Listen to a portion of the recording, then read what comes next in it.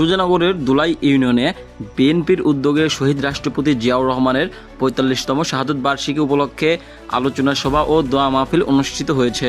শনিবার চিনাখরা বাজারে আয়োজিত এ অনুষ্ঠানে প্রধান অতিথি হিসেবে ছিলেন পাবনা ২ আসনের সংসদ সদস্য AKM সেলিম রেজা হাবিব।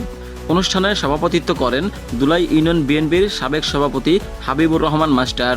এছাড়াও উপস্থিত ছিলেন দুলাই ইউনিয়ন বিএনপির সাবেক যুগ্ম সিনিয়র সাধারণ সম্পাদক নজরুল ইসলাম বাদশা, সুজানগর উপজেলা শ্রমিক দলের সহসভাপতি মান্নান মোল্লা, উপজেলা বিএনপির সদস্য আহমেদ আলী দুলাল, উপজেলা বিএনপির সদস্য আবুল কালাম আজাদ, বিএনপি নেতা রহমত আলী, উপজেলা যুগ্ম সাধারণ সম্পাদক SM রাসেল, বিএনপি নেতা আওয়াল প্রামাণিক, বিএনপি নেতা ময়দান প্রামাণিক সহ স্থানীয় নেতাকর্মীরা।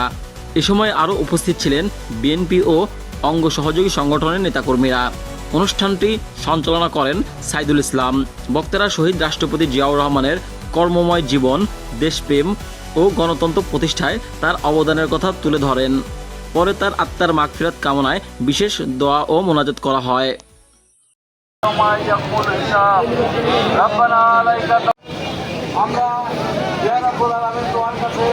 আমাদের